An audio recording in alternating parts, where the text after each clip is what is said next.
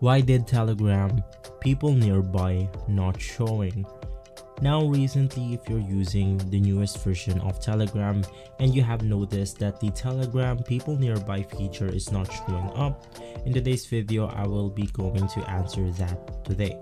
Basically, if we head over to the latest version of Telegram right here, we can then go ahead and see that inside our contacts you cannot go ahead and see the people nearby anymore.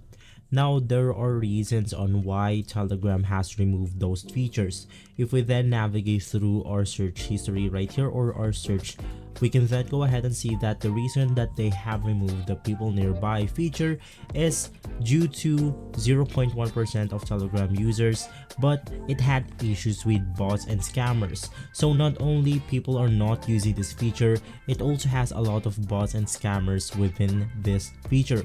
So instead they have replaced it with a business nearby feature. And so, if this video has been helpful for you, please consider by liking and subscribing. I'll see you again next time. Thank you.